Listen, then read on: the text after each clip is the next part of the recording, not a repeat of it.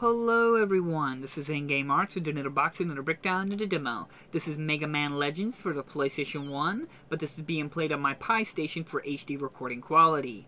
Now please keep in mind this is an older PlayStation 1 game, so it does not support joysticks, so all character control as well as navigation menus must be done with the D-pad. This can be quite hard and challenging considering this is a 3D platform style game, so using a D-pad can be quite challenging, and as you would feel more comfortable with the joystick, so just keep that in mind with this game. Now, this is Mega Man Legends. It's not meant to be a tie-in with the original Mega Man series. This is a whole branching new story and so forth. And it's new story and everything, and I am actually quite intrigued with this one's story. This is actually the first time I ever played a Mega Man Legends game, and now you are, instead of like Dr. Light and so forth, and Dr. Willy, this is new characters and everything. The story revolves around the world's pretty much flooded with water, aside from a few islands and so forth that mankind can survive off of, and there's random ruins and so forth of an ancient civilization. Well, you, Mega Man, and your partner, Roll, as well as Gramps, are diggers, and your job is to go into these mines and find refractors, which is like a power source for the civilization. So basically, you are just gathering up resources to keep the civilization going on the small islands that are available. It's a pretty straightforward story, nothing too major and deep and so forth, but it does have some bit mystery of like where this ancient civilization came from, the origins of Mega Man and Roll and so forth. It gives at least a good plot and intriguement in there.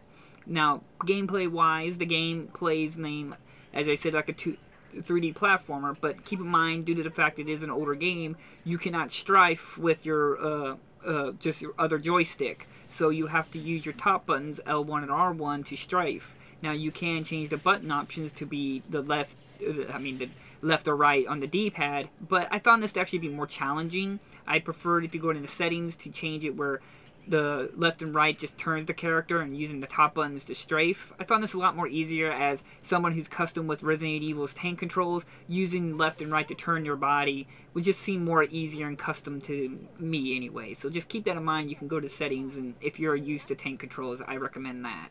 Now, there is some cumbersomes to the game. It's not a perfect game or so forth. I have noticed that the game has some audio issues here and there where characters will cut out near the end of their sentence and so forth, and a little crackly, as well as audio can be really loud at certain moments and really quiet at other moments, especially like when you're in the forest and the birds are chirping.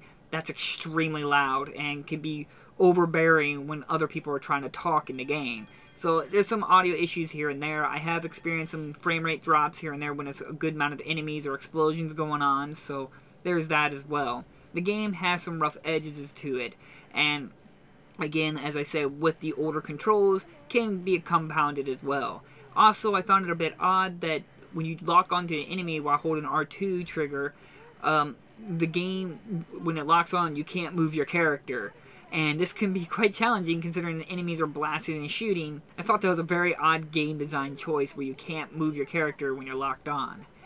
But other than that, I still had a great time and a fun minute out of it. Thankfully, since it's difficult controls, the game isn't actually that difficult at all. I breezed through it. I had a pretty good time just going through it and beating the enemies and the wackiness and kookiness of all the enemies and robots. It was enjoyable, and I'm glad that it was a little bit tamed on its difficulty since the controls are a little bit more cumbersome than I'm used to. Now, the characters are all very well done. Mega Man's very interesting. I like this version of Mega Man. He was very intriguing, of a younger boy, but yet trying to fight for good. Roll was actually an engineer kind of girl, and she was really helpful and talkative. I really liked that. The Bonds, I thought they were very well interesting, good enemy villain, like rivalry between Mega Man and the Bonds. I actually really liked that concept, and somewhat they did a little bit better job, I thought, than the original series. Now, I fell in love with Bonne. I can see why a lot of people really like her character, and her brother was really good too, and the voice acting for them was really well done, I thought, personally. The game was really good. Like I said, it's got also RPG elements where you can upgrade your buster to make it shoot faster, stronger, and so forth, or you can get a special weapon that you can even create in the games where it's like instead of like the enemy's weapon, you create your own special weapon from like a machine gun, the Z-sword, a drill, and so forth. and it's really well done, but can be a little cumbersome because the only way you can change your special weapon is you have to return to roll every single time you want to change your special weapon.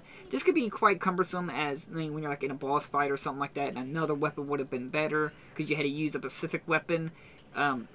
It would have been better if you could just change it on the fly. But at least you're able to change your Buster gun at the fly, so that way in case you need to increase your range or damage output or rate of fire, depending on the situation. So at least there was that. Overall, I had a blast with the game. It was like a neat little mixture of course, Ratchet & Clank with the 3D platforming, gun blasting here and there, but also Legend of Zelda with the open world aspects and going into dungeons and finding the special crystal in the game in every dungeon. Again, it was actually very well done. I can actually see a very well done 3D Mega Man.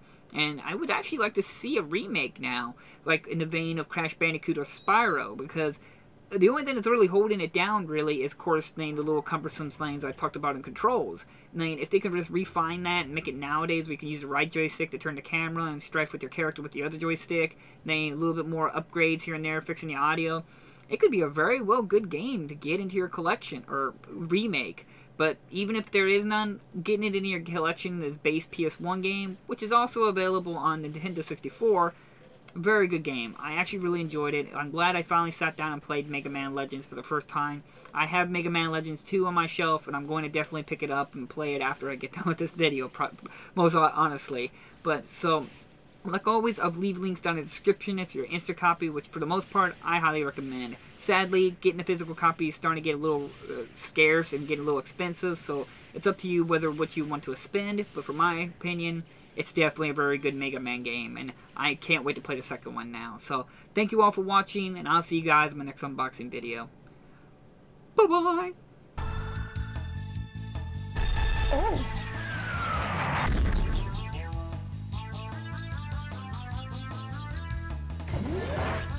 Hey, you!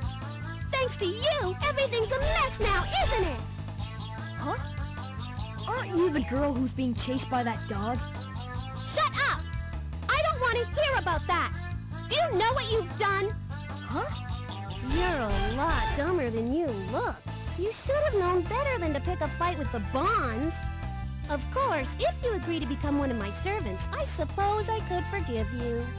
What do you say? That way my brother will never have to know about what you did to us. Join up with pirates? I don't think so.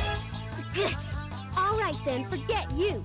Fine, see if I care. I gave you a chance and you turned it down. Don't come back crying to me later.